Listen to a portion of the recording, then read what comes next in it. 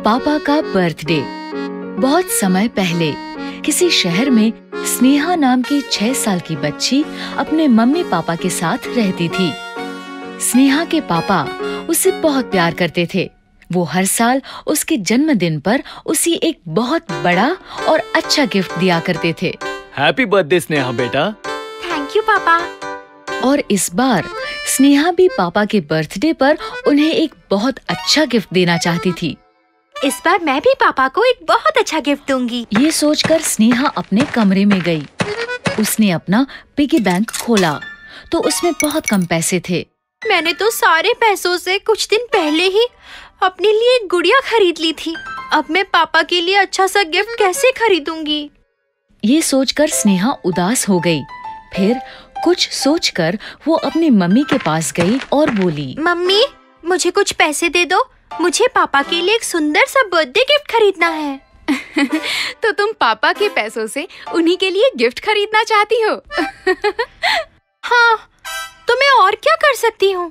मैं तो बहुत छोटी हूँ। मैं पापा को गिफ्ट देने के लिए पैसे कहाँ से लाऊंगी? अपने पापा को गिफ्ट देने के लिए तुम्हें पैसों की जरूरत नहीं है। तुम उन्हें प्यार से जो भी दोगी उन्हें वो अच्छा लगेगा। ये कहकर मम्मी वहाँ से चली गई। स्नेहा कुछ देर वहीं खड़ी सोचती रही। तभी उसे एक आइडिया आया। वो भागती हुई स्टोर रूम में गई। उसने आसपास देखा तो उसे बहुत से खाली बॉक्सेस दिखाई दिए। उसने उनमें से सबसे बड़ा बॉक्स उठाया और उसे लेकर अपने कमरे में आ गई। फिर उसने उस बड़े बॉक्स को एक गोल्डन पेपर में अच्छे से रैप कर दिया। अगले दिन पापा के जन्मदिन पर वो सुबह सुबह उनके पास गई और उन्हें वो रैप्ड बॉक्स देते हुए बोली, हैप्पी बर्थडे पापा। इतना बड़ा गिफ्ट देखकर पापा बहुत खुश हुए और सोचने लगे कि इस बड़े से बॉक्स में स्नेहा उनके लिए क्या लाई होगी।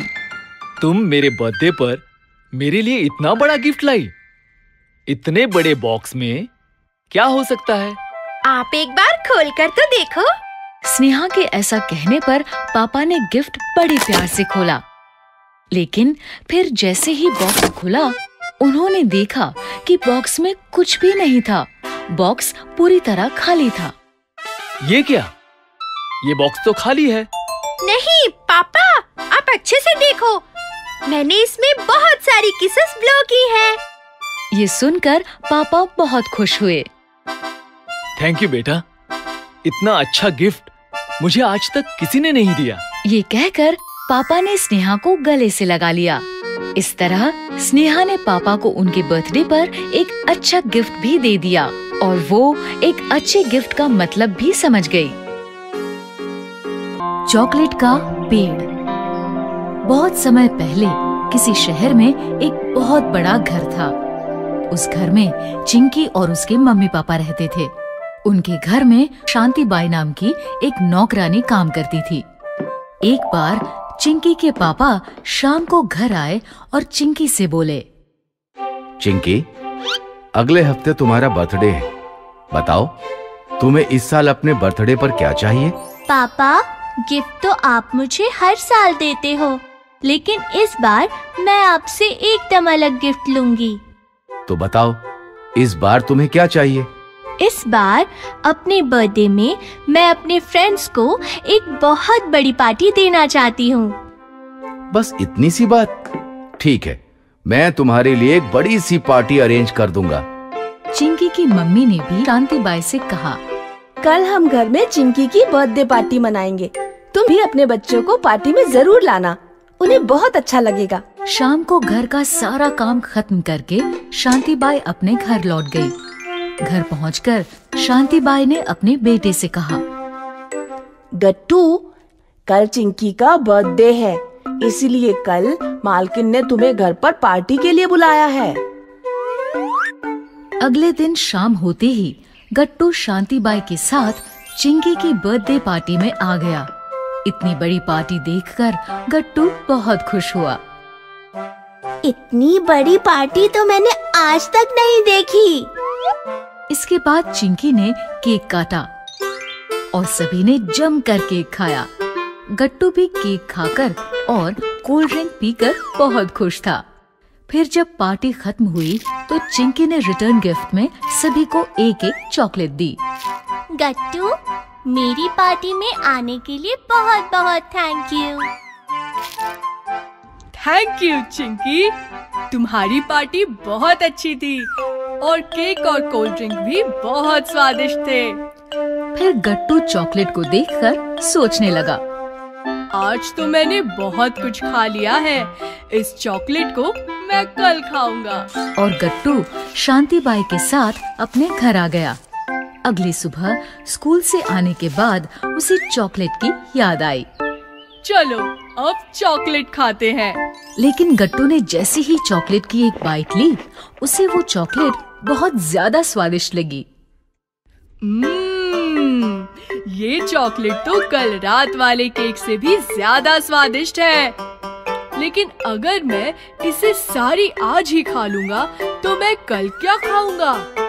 नहीं नहीं, मैं इसे एक साथ नहीं खाऊंगा, बल्कि मैं इसे रोज थोड़ी थोड़ी करके खाऊंगा। और फिर उसने बाकी चॉकलेट को संभाल कर रख दिया। अब वो रोज उसमें से थोड़ी थोड़ी चॉकलेट खाने लगा। काश ये चॉकलेट कभी खत्म ना हो। ऐसे ही कुछ दिन बीत गए। अब गट्टू के पास थोड़ी सी ही चॉकलेट रह गई। ये सोचकर गट्टू बहुत उदास हो गया। ऐसे ही उदास मन से अगले दिन वो स्कूल से लौट रहा था।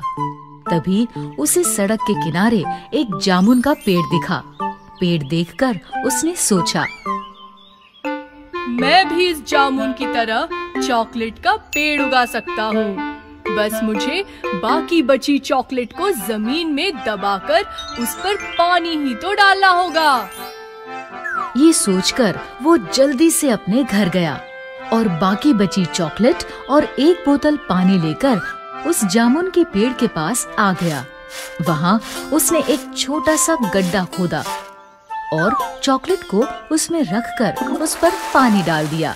वाह, अब जल्द ही मेरा भी चॉकलेट का पेड़ होगा और मैं रोज पेट भरकर चॉकलेट खाऊंगा। उसी समय एक बूढ़ा आदमी वहाँ से गुजर रहा था। गट्टू को यूं हंसता देख वो गट्टू के पास आया। क्या हुआ? तुम ऐसे अकेले खड़े हंस क्यों रहे हो? अंकल, मैं अपने पेड़ के बारे में सोचकर खुश हो रहा हूँ। तुम्हारा पेड़? क्या ये जामुन का पेड़ तुम्हारा है? नहीं, जामुन का नहीं। मैंने यहाँ जमीन में कुछ चॉकलेट दबाई है। अब यहाँ मेरा चॉकलेट का पेड़ उगेगा। क्या? हाँ अंकल। मैं खुश नहीं हो रहा, बल्कि तुम्हारी बेवकूफी पर हंस रहा हूँ। क्या मतलब? मतलब ये कि इस तरह से चॉकलेट का पेड़ नहीं उगता और तुमने लालच में आकर अपनी बाकी बची चॉकलेट भी बर्बाद कर दी। ये सुनकर गट्टू समझ गया कि उसने कितनी बड़ी गलती कर दी। ये मैंने क्या किया? लालच में आकर मैंने बाकी बची चॉकलेट को भी बर्बाद कर दिया। अगर आपको हमारी वीडियोस पसंद आ रहे हैं तो इन्हें लाइक करें, कमेंट करें और सब्सक्राइब करें।